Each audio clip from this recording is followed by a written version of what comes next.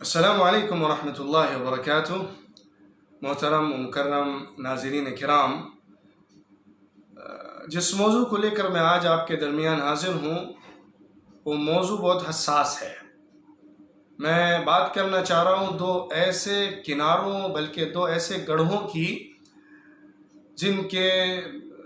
گھٹاٹوپ اندھیروں میں ہمارا سماج بھٹک رہا ہے، تاکہ اس کے بعد میں اس گڑھے یا ان دو گڑھوں کے درمیان کے ایسے پل کو دکھا سکوں جو پل راہ نجات ہے، راہ اعتدال ہے، راہ حق ہے۔ شخصیت پرستی ایک بیماری ہے اور کردار کشی ایک دوسری بیماری ہے۔ شخصیت پرستی پر میں اگر بات کروں تو ہمارے سامنے جو چیز پیش آتی ہے یا جو ہمارے سامنے چیز کھل کر آتی ہے وہ یہ ہے کہ ایک انسان جو اپنی فکری کمزوری یا اپنی علمی کم صلاحیت ہونے کی وجہ سے کسی شخصیت سے متاثر ہوتا ہے یا کسی چیز کے اندر کسی شخصیت کا فضل دیکھتا ہے تو پھر اس کی طرف کھنچ کر آتا ہے۔ اب یہاں جڑنے کے بعد یا تو وہ اس شخصیت میں اتنا گھس جاتا ہے، اتنا اس کا گرویدہ ہو جاتا ہے کہ اس کو اس کے علاوہ کچھ نظر ہی نہیں آتا ہے۔ وہ اس شخصیت کا ایسا اینک پہن لیتا ہے کہ اس سے ہٹ کر اس کو کچھ دکھتا ہے نہ سجھائی دیتا ہے، یا پھر اس کے اندر عصبیت کا ایک ایسا جرثوم آ جاتا ہے جو اس کے فکر و دماغ کو بیمار کر دیتا ہے اور اس کی عقلی اپج کو کمزور کر دیتا ہے اور اس کے دماغ میں ایک ایسا وائرس سرایت کر جاتا ہے جو انسان کے قلب و نگاہ کو اس سے ہٹ کر کسی کو قبول کرنے پر آمادہ نہیں کرتا ہے۔ یہ شخصیت پرستی کی بیماری ہوتی ہے۔ جب یہ آگے بڑھ جاتی ہے اور حدود سے تجاوز کر جاتی ہے تو پھر یہ پرستش اور عبادت میں داخل ہو جاتی ہے، جس میں انسان کسی کے سامنے سربسجود ہو جاتا ہے، کسی کے سامنے گھٹنے ٹیک کر اپنے دل و دماغ کا قبلہ اس کو بنا دیتا ہے اور اس کو پوجتا ہے۔ آپ جانتے ہیں کہ پچھلے انبیاء اکرام علیہ الصلاۃ جب مبعوث ہوتے تھے تو وہ اسی شخصیت پرستی کے حد سے بڑے ہوئے نقطۂ نظر سے ٹکراتے تھے، کیونکہ جو عظیم شخصیتیں ہوتی تھی قوموں کی، ان سے منسلک ہو کر ان کی محبت اور ان کے پیار اور ان کی فریفتگی میں کا شکار ہو کر لوگ اس حد تک آگے بڑھتے تھے کہ پھر ان کے سامنے جھکنے لگتے تھے۔ جب ان کی عبادت شروع ہو جاتی ہے تو وہ بھگوان اور خدا بن جاتے ہیں۔ شخصیت پرستی میں ایک انسان ہوتا ہے جو ایک راستہ اختیار کرتا ہے کسی شخصیت سے متاثر ہو کر اس کی محبت کا، اور اس محبت میں وہ آگے بڑھتے بڑھتے بڑھتے وہ پھر اس کی عبادت کی حد تک پہنچ جاتا ہے۔ بہرحال شخصیت پرستی جو ہے وہ کسی شخص کے فکر، علم، نظر، موقف، رائے کو حرف اخیر سمجھ کر اس کے سامنے اپنے دل و دماغ کے تمام دروازے بند کر دینے اور اس کے سوا دوسرے کی طرف نگاہ نہ اٹھانے کا نام ہے۔ یہ ایک بیماری ہے اور ہمارے سماج میں بری طرح پھیلی ہوئی بیماری ہے، اور میں آگے بڑھ کر کہتا ہوں کہ ہمارے طبقے علماء کے درمیان بھی پھیلی ہوئی ایک بیماری ہے۔ شخصیت پرستی کسی حیثیت سے بھی قبول نہیں ہے، یہاں تک کہ حضور اکرم صلی اللہ علیہ وسلم کی جو ذات ہے ان کو بھی اللہ تعالیٰ نے ایک خاص مہم اور مشن دے کر مبعوث فرمایا اور اس مشن سے جڑ کر کام کرنے کا حکم پوری امت کو عطا فرمایا، لیکن حضور اکرم صلی اللہ علیہ وسلم کی ذات موجود ہو یا نہ ہو، لیکن مشن سے جڑ کر چلنا امت کا کام ہے۔ اسی لیے غزوہ احد میں جب یہ خبر پھیلی تھی کہ حضور اکرم صلی اللہ علیہ وسلم کی شہادت ہو گئی ہے تو اس وقت صحابہ میں بے چینی پیدا ہوئی اور بعض صحابہ بیٹھ گئے اور واپس ہونے لگے مدینہ منورہ کی طرف کہ اب جی کر کیا فائدہ، اب لڑ کر کیا فائدہ، اب جنگ کا کیا حاصل۔ اس وقت اس نفسیات سے مقابلہ کرتے ہوئے اللہ رب العزت نے جو ارشادات عطا فرمائے ہیں وہ ہماری رہنمائی کرتے ہیں اس موضوع کے اوپر۔ وما محمد الا رسول قد خلت من قبله الرسل افإن مات أو قتل انقلبتم على أعقابكم ومن ينقلب على عقبيه فلن يضر الله شيئا وسيجزي الله الشاكرين۔ یاد رکھو محمد صلی اللہ علیہ وسلم تمہارے درمیان ایک رسول کی حیثیت سے ہیں، ان سے پہلے بھی دوسرے انبیاء آئے ہیں، اگر ان کی وفات ہو جاتی ہے یا ان کو اللہ کے راستے میں شہید کر دیا جاتا ہے تم اپنی ایڑیوں کے بل پلٹ جاؤ گے؟ یاد رکھو، سن لو، جو بھی اپنی ایڑی کے بل پلٹے گا، جو بھی راہ فرار اختیار کرے گا تو وہ اللہ کو کچھ نقصان نہیں پہنچا سکتا، اور ہاں اللہ تعالیٰ شکر ادا کرنے والوں کو بہترین بدلہ دیتا ہے۔ یعنی مشن سے جڑ کر جینا ہے، مشن پر مرنا ہے،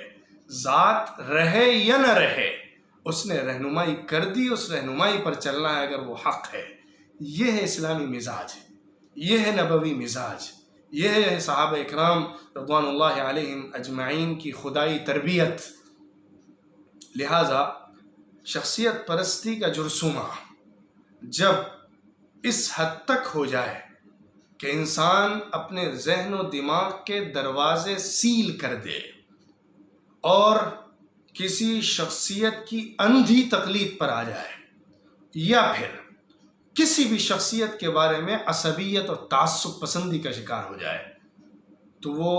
اس بھیانک بیماری میں پڑ جاتا ہے جس کو شخصیت پرستی کہا جاتا ہے۔ چنانچہ انسان اپنی فکر و نگاہ سے عاری ہو جاتا ہے، چنانچہ انسان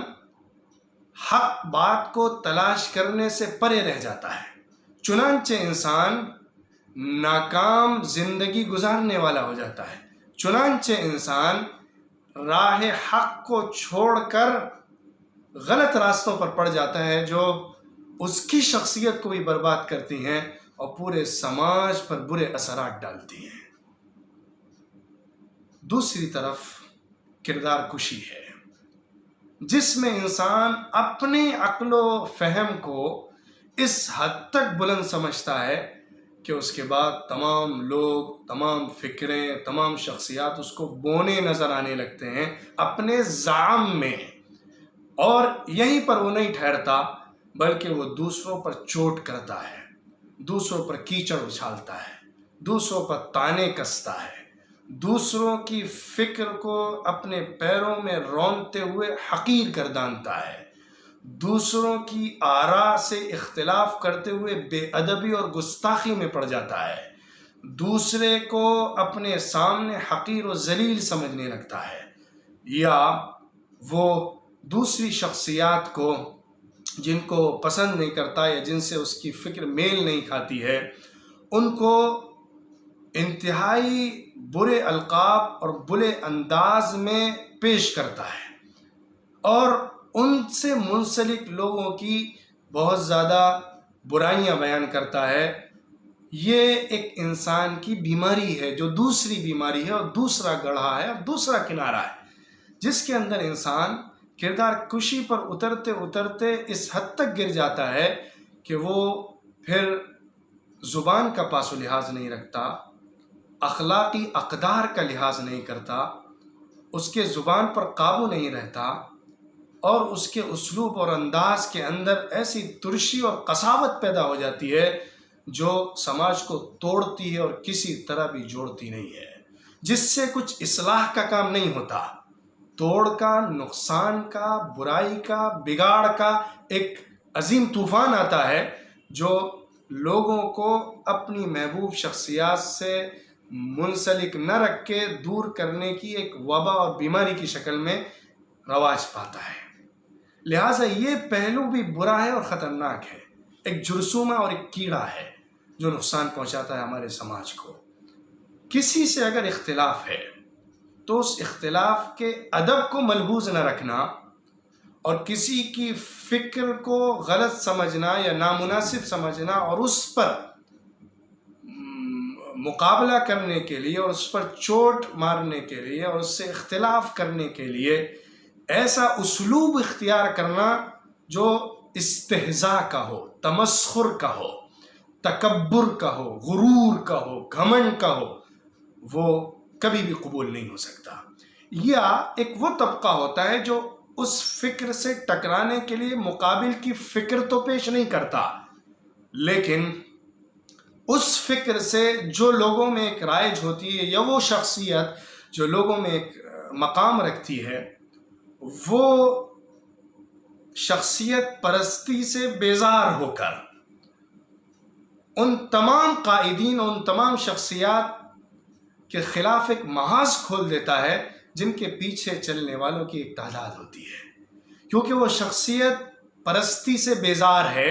لہٰذا اب وہ کردار کشی کے گڑھے میں گر گیا ہے، ایک گڑھے سے نکلا تو دوسرے گڑھے میں گرا۔ یہ بھی ایک خطرناک بیماری ہے جو سماج میں پھیلی ہوئی ہے،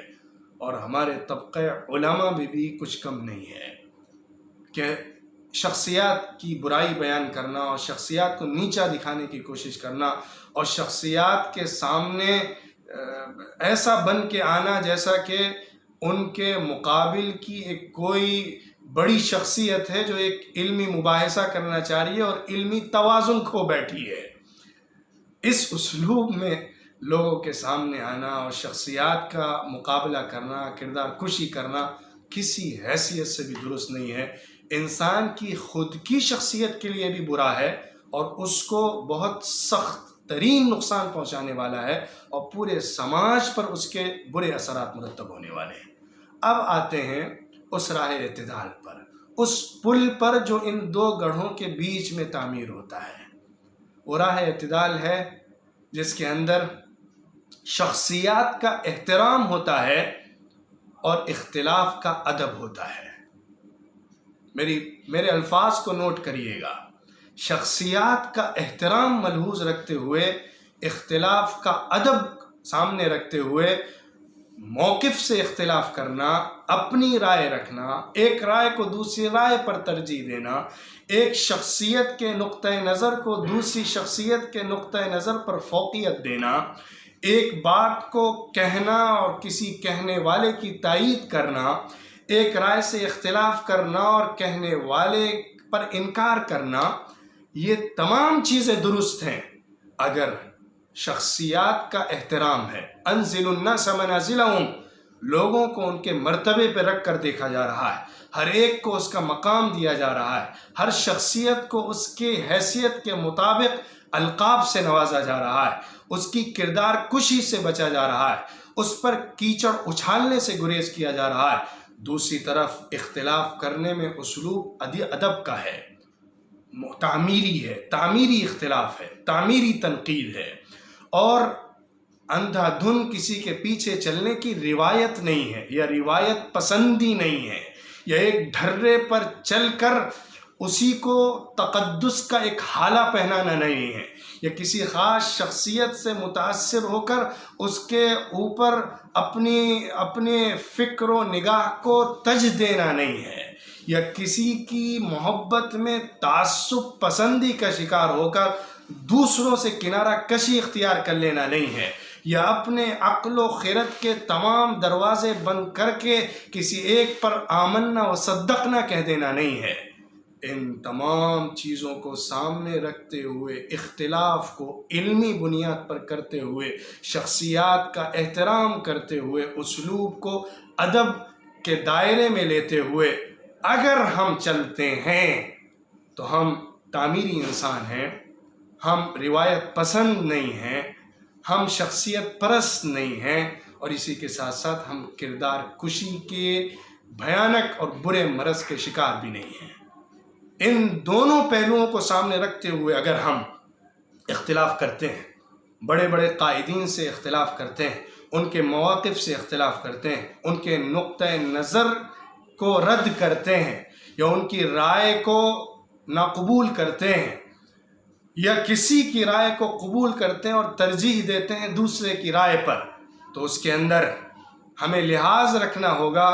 کہ جس کی رائے کو فوقیت دی جا رہی ہے اس کے لیے ہمارے اندر عصبیت تو نہیں آ رہی ہے، یا اس کے لیے اندھی تقلید کا خیال تو ہمارے اندر پیدا نہیں ہو رہا ہے۔ دوسری طرف جس کا ہم رد کر رہے ہیں، یا جس کے مقابل میں کوئی رائے قائم کر رہے ہیں، یا جس کے مقابل میں دوسرے کی رائے کو ترجیح دے رہے ہیں، اس کی کردار کشی تو نہیں کر رہے ہیں، اس پر کیچڑ تو نہیں اچھال رہے ہیں، اس کے مقام کو گرا کر اس سے بات تو نہیں کر رہے ہیں، یا اس کی ذاتیات پر حملہ تو نہیں کر رہے ہیں، یا عصبیت کا چشمہ لگا کر اس کی پوری شخصیت کو کالے فریم میں تو نہیں اتار رہے ہیں۔ جب تک ہم ان دونوں پہلوؤں کو سامنے رکھتے ہوئے راہ اعتدال کو تلاش کرتے ہوئے نہیں چلیں گے، اس وقت تک ہماری کامیابی ممکن نہیں ہے۔ ہم خاص طور پہ علماء کو اپنی برادری کے لوگوں کو مخاطب کرتے ہیں اور عام لوگوں کو بھی مخاطب کرتے ہیں کہ شخصیت پرستی سے بھی بچیے اور کردار کشی سے بھی بچیے، راہ اعتدال کو اختیار کریے، اور تمام فکر و نگاہ کی بلندی کے ساتھ اور اپنے اندر کی صلاحیتوں کو مارے بغیر ادب کے ساتھ اختلاف کرنا سیکھیے۔ اس سے آپ کی شخصیت بھی نکھرے گی، سماج میں بھی اصلاح ہوگی، اور ایک ایسا معاشرہ تشکیل پائے گا جس کے اندر تعمیری سوچ ہوگی، جس کے اندر ایک روایت پسندی نہیں ہوگی، اور جس کے اندر کردار کشی کی بیماری نہیں ہوگی، بلکہ اصلاحی اور تعمیری کوششیں ہوں گی۔ اگر ہم نے اس پہلو سے سوچا اور اصلاحی اور تعمیری تنقید کے ساتھ اختلاف رائے کو قبول کرنا سیکھا، اور ادب الاختلاف کو سیکھا، اور شخصیت پرستی کی بیماری سے نکلے، تو انشاءاللہ ہم امید کرتے ہیں کہ ہم ایک کچھ نیا کر کے جائیں گے اور سماج کے اندر اصلاح کا ایک اچھا پہلو پیدا کریں گے، اور جو لوگ ہمارے ذمہ داران ہوتے ہیں، ہمارے بڑے ہوتے ہیں، قائدین ہوتے ہیں، ان کو بھی ہم ان کے غلط مواقف پر تنبیہ کرنے والے ہوں گے۔ اللہ تعالیٰ مجھے بھی اس سمجھ کو پیدا کرنے کی توفیق عطا فرمائے، اور آپ کے اندر بھی یہ تمام باتیں اثر کر جائیں۔ السلام علیکم ورحمۃ اللہ وبرکاتہ۔